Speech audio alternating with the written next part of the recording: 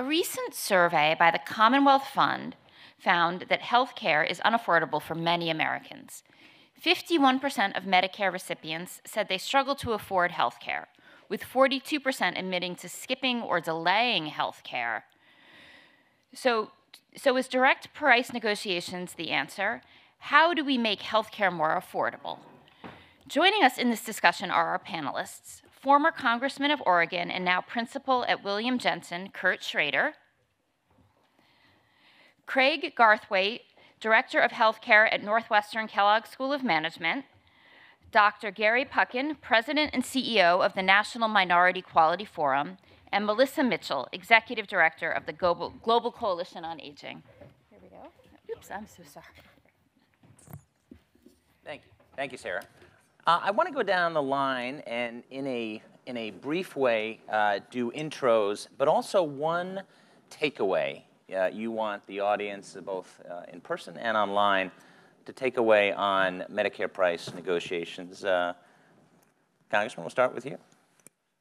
Well, it's going to be an exciting 2 years, see how things play out, particularly in the negotiation space, to be sure. But I guess for seniors, I'd like to think the glass is a little more than half full, because out-of-pocket costs will indeed be capped at $2,000, whether or not the negotiations go up, down, or sideways. So for our senior population, hopefully be all right. But as alluded to in the earlier panel, access to some of the medications could be severely restricted depending on how that negotiation process goes. So stay tuned.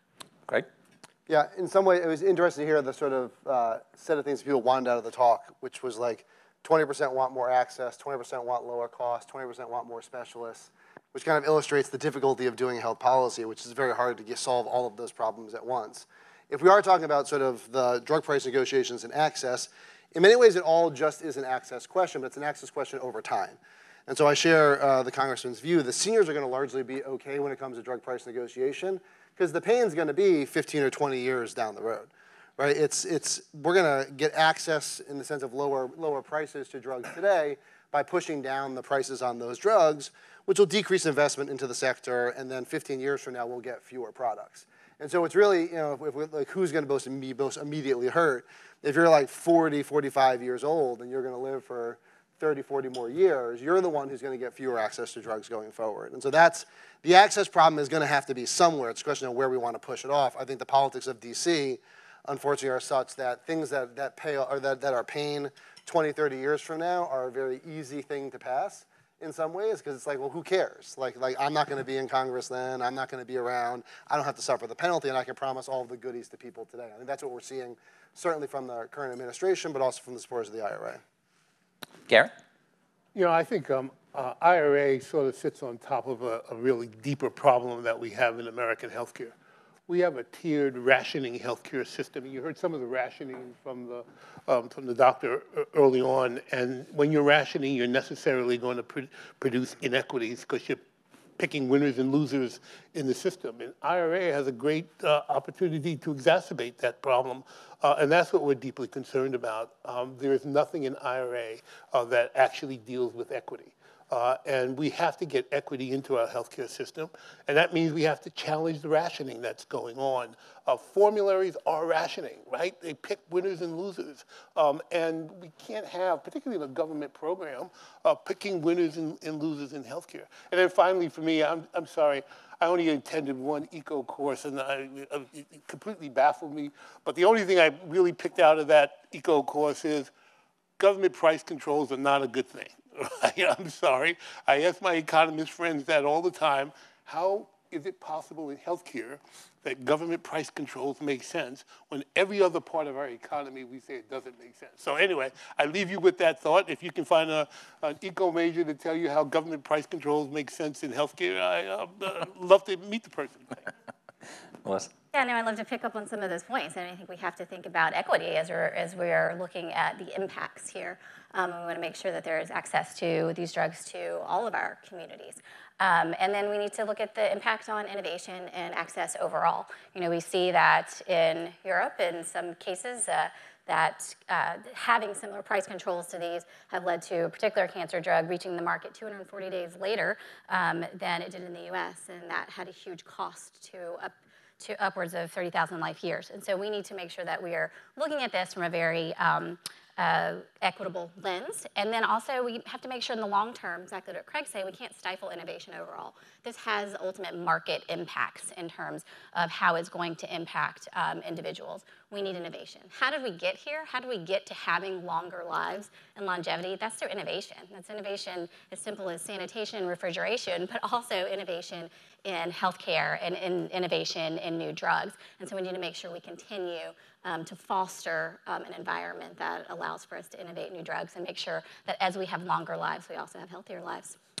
Picking up on those points, the Global Coalition on Aging partnered with our sponsor, Alliance for Aging Research, to provide CMS recommendations on drug pricing. Can you give us kind of a brief rundown of what those recommendations were? Yeah, so our great partner, Alliance for Aging Research, thanks so much for inviting me here today, Sue.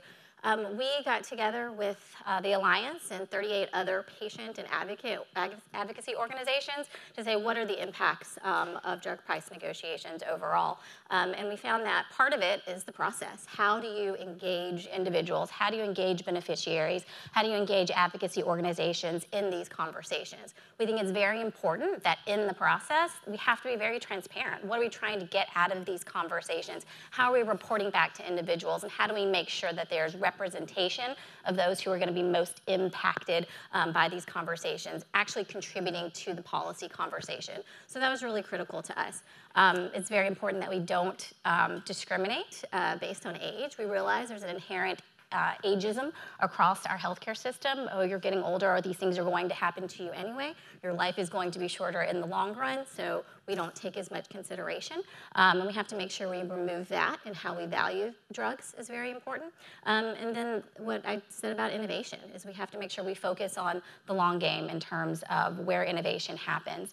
And on the equity point, we have to focus on equity to make sure that where people live doesn't determine if they live, and so therefore the access to these drugs is paramount.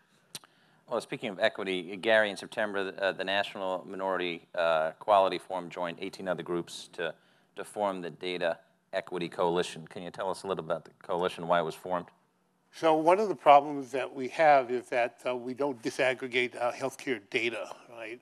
So if you go to the Congressional Budget Office, you know, it's African Americans, white, Hispanic, Asians, and Asians include Pacific Islanders, East Indians, Chinese, Japanese. I mean, it's an incredibly bad system.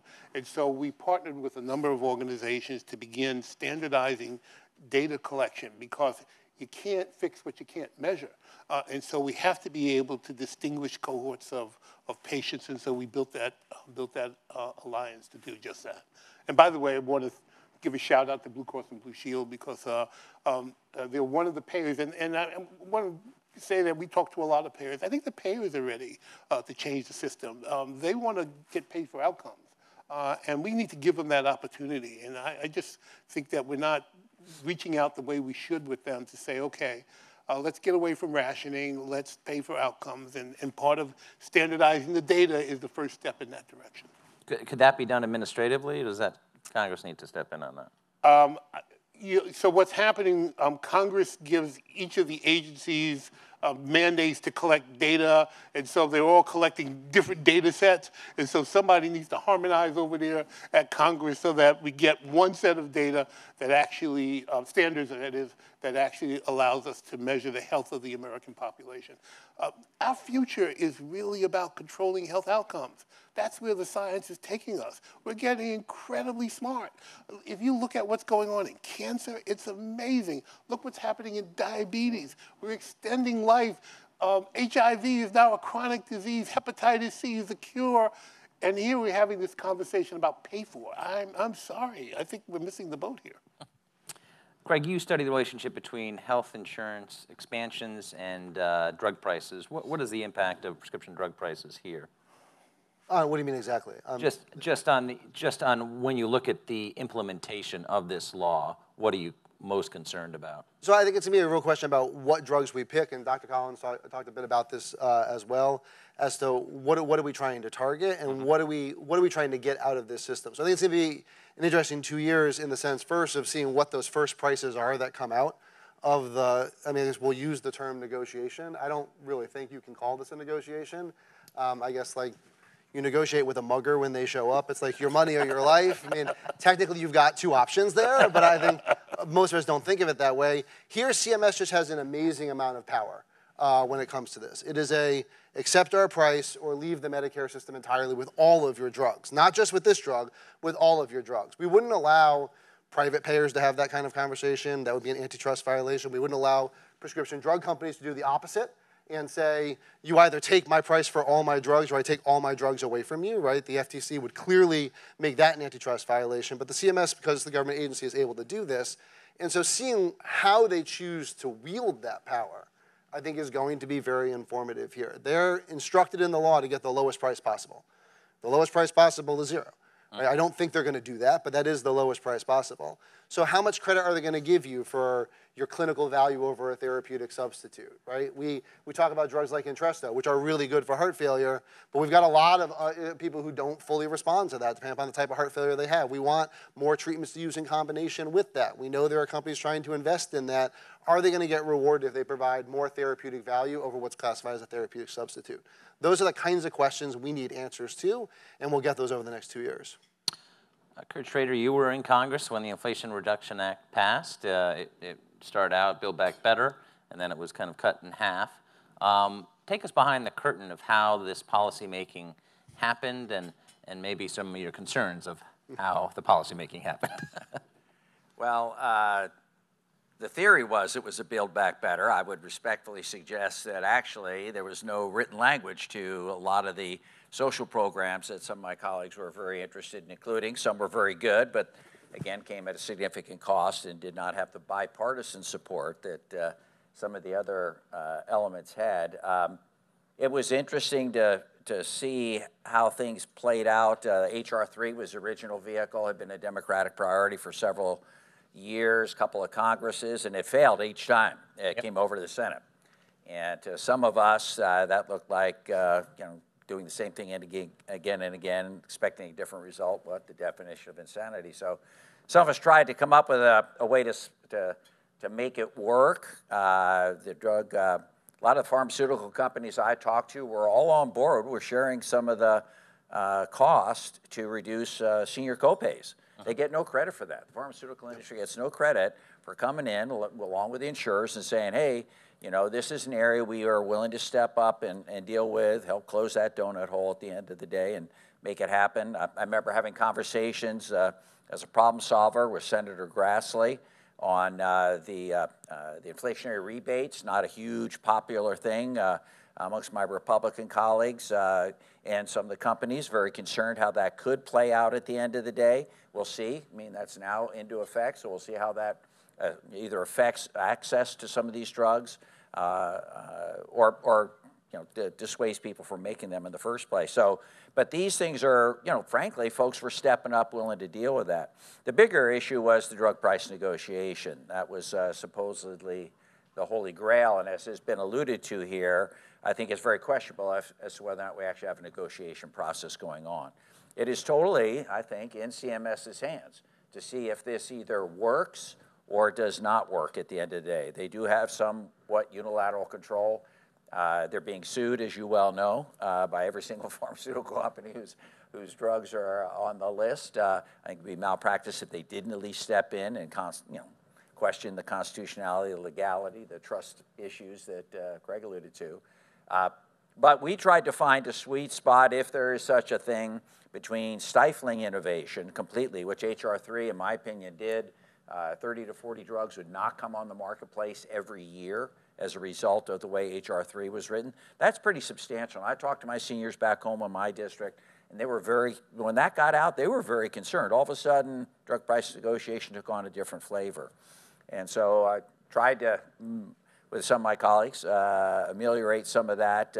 Theoretically, we're at a point, according to CBO, we'll see in the real world, where maybe we'll have one innovative drug not come on the marketplace every 10, 15 years. And that's a trade-off, lower cost versus maybe doing that. And we'll see if it's actually true.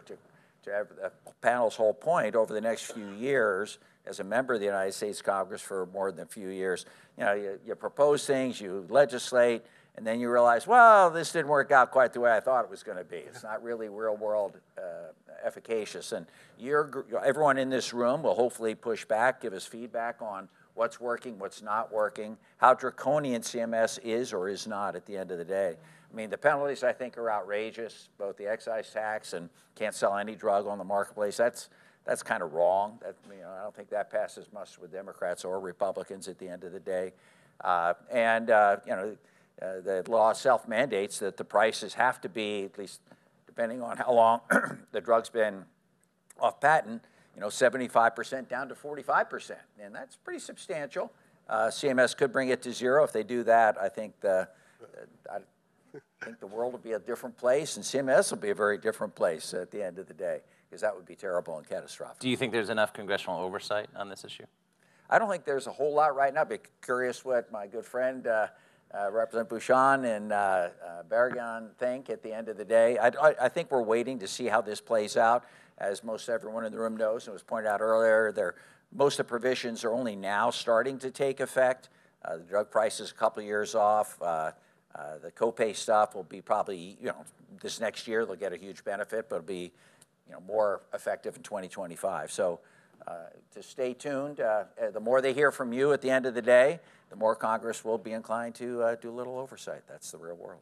Well, let's get into cost, because that's a huge issue for the Medicare population is affordability. And really, anyone else on the panel, you want to take this as far as what are your concerns about costs? Like we've talked about savings, but who's getting those savings? And as former Congressman mentioned, you know, CBO comes up with these estimations. I remember when Part D was created, CBO overestimated how much it would cost. Cost was a major issue. But I'm talking about the cost for seniors. Anyone want to take that, Karen? So when you actually look at the data, right, the average household income for a Medicare beneficiary is $25,000 a year. When you look at their out-of-pocket copays, it's about $6,000 a year. Most of that's hospitalizations and emergency room visits. It is not prescription drugs. And so part of the fix is, how do we help them keep them out of the hospital? How do we keep them out of the emergency room? The prescription drug cost average out of pocket is somewhere around 20%, 24% of that $6,000 is what Medicare beneficiaries are paying. When you look at IRA, it's not really clear that they're going to benefit much out of pocket from it. And so the theory that CMS is operating on is they push down the cost.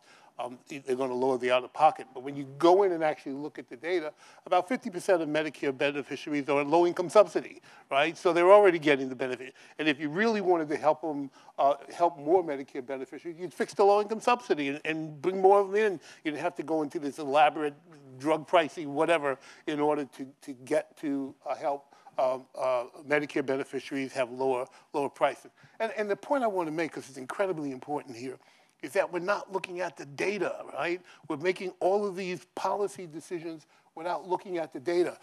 I'm going to take AFib, because that was on the prior panel. 48% of Medicare beneficiaries who have atrial fibrillation are on no medication, right? None, right? And so their risk for stroke is very, very high. African Americans on atrial fibrillation are getting warfarin, when we know it doesn't work for them, right? We know it doesn't work for them. So, I mean, you got to go in and look at the data and make data-driven decisions. Health policy has to follow the science, right? Congress, health policy has to follow the science. CMS, health policy has to follow the science. None of you get to make policies that are not aligned with the science, because the minute you do that, you are going to create inequities, you are going to have bad outcomes, and that's what's happening right now, because we don't look at the data, we don't follow the science when we do health policy. We think we can just make it up, and we can't. You have to follow the science. I think I'd be a little more positive about the IRA on cost containment, or out-of-pocket payments, though. Yet, if you want to focus on the average, that's one measure, obviously, in the data. I think if we start looking at the tails of that distribution on out-of-pocket payments, like we had a system under Medicare Part D prior to the IRA, where if you were forced to take an oral chemotherapy and you didn't have a supplemental program or insurance, of which there are a number of people who do, you had effectively unending liability. You were uninsured for your cancer treatments. If you had to take Revlimid, you were taking 12, 13 grand out of pocket for some of those people. That's an unconscionable insurance system that has people pay that kind of money out of pocket for a drug I want to know of which there's no concern of overuse. There is no one who's like, gee, if you cut the price of Revlimid out of pocket by a little bit, I'll take more of this thalidomide derivative, like thalidomide derivative. Right? That's just not how these products work. And so the system was not working very well, and the system was set up to take money from sick seniors and give it to healthy seniors in the form of lower premiums. That was what Medicare Part D was doing before the IRA. It was almost reverse insurance. We were punishing the sick and rewarding the healthy. And so I think the system is doing a better job on that. We can work on sort of average out-of-pocket payments and access for that, but we should acknowledge that for people who were hit the hardest by this, and let's note that insurance is meant to help the people with the biggest financial burden. That's not the average person. That's someone taking a drug with a really expensive out-of-pocket payment. The IRA is going to help that. And so while I don't like the drug price negotiation side of the IRA, I think it has meaningful problems on access in the long run, I think we have to give credit that it fixed a known problem, and it was a bipartisan solution to that, because everyone knew this was a problem the way the law was written. I think the problem we have in terms of like oversight is that we've known that was a problem in Part D since about 2 or 3 years after the law passed, but we couldn't get any will to do anything. And I think for the IRA, my worry is even if we figure out in the next 2 years that there's big problems, I don't see Congress putting itself together and actually passing any sort of solution to this. And that's sort of my worry with these laws. I'm going to jump in because this goes back to the rationing question that I raised with you earlier, right? So we created the rationing system. When Part D was put in place, we stood up and said, you should not have a formulary in Part D because you're going to pick winners and losers. The president of the company pays the same thing as the janitor. I mean, that's ridiculous, right? And so when you force people, it's a tax program. Medicare is supported by taxes. And so government should not pick winners and losers, and you're doing it when you create those formularies. That's really the problem. So IRA comes in, and it fixes the problem that it created, right? We shouldn't have formularies. I mean, So if we're not going to have formularies, how are we going to have drug price negotiation at all? At some point, I'm not arguing for drug pricing. No, but at some point, there's got to be a way to control spending, right? And there's going to be some pain from that, and someone's going to have to bear it, right? If we don't like formularies, if we don't like prior authorization, we don't like drug price negotiation, then we like unending payments to industry, which I think some people in this room might like, but that's not going to work for the taxpayer. You haven't heard me say that either. No, but you've effectively said it. No, well, give me a chance, and I'll iron it out for you, okay? First of all, what we believe in is competition in the marketplace, right? I mean, that's the essence of our system. We're not a command economy. We believe that we should compete in the marketplace, and we have to create transparencies and power, and government should use its power to increase transparency in the marketplace. If it was left to me, and you're asking me how to control drug pricing, the first thing I would do is look at the clinical trial infrastructure. We need a national clinical trial infrastructure because a lot of the cost in drugs are sitting there because they're trying to recruit patients into clinical trials and a whole business. If you lower the cost of drug development, drug prices will stay exactly where they are. Pharmaceutical companies will keep charging whatever they can. Profits will go up. You'll get more drugs. That's what, I mean, I'd like more drugs, but like... I'm talking about competition, right? But competition between who? Drug companies, they compete. How do they compete? They compete by getting on the formula. No, let me have Melissa jump in. What are your thoughts on this? Or you want to referee it?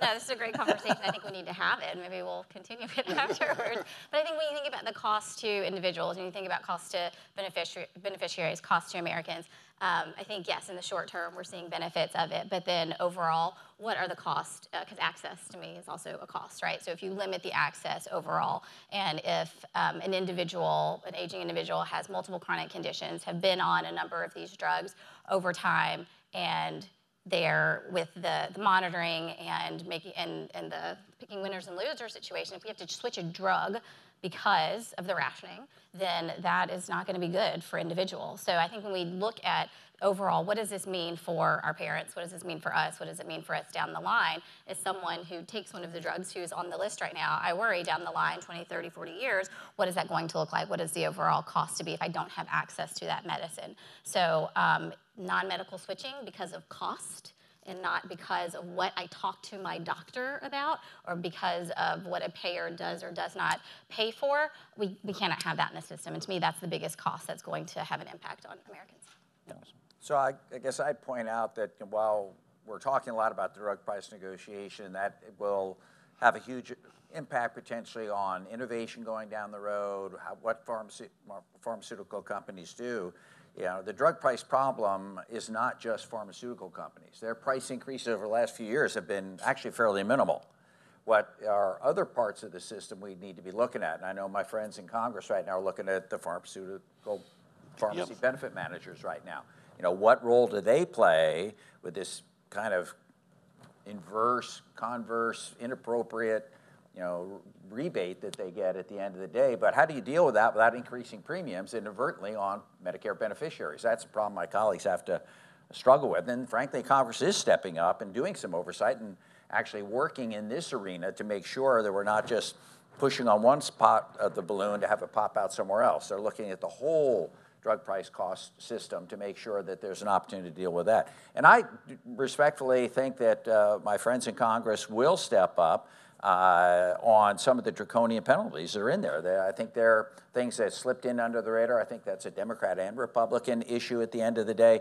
Probably have better success there than in the court system if you want to change how this plays out. And also the amount of authority that Secretary of HHS ultimately has through CMS to dictate the results. But on that, we have about 30 seconds left. So you do think Congress could actually work together on something as radioactive as the IRA was and agree on some kind of technical correction bill? Absolutely. Congress gets underrated. The last Congress I was in, that was the best Congress I've been in 14 years. We did the bipartisan infrastructure bill. Huge bipartisan success that involved the health, welfare, productivity of every American for the next 20 years. That's huge. Get no credit for that, but it's huge, for goodness sakes. IRA, a lot more controversial, but you know, outside of the drug price thing, you know, we actually have some stuff now on energy that hopefully looks at both the fossil fuel and the renewable fuel. We did the CHIPS Act for computers. You know, we did gun control, if you remember right, at the end of the day. So a lot of good things Congress can do, believe it or not, when it gets its mind up. And this is an issue that resonates with everybody, so I think there's an opportunity to do some bipartisan work. Well, on that note, please thank our expert panel for joining us this morning. Hey. Thank you. Thank you.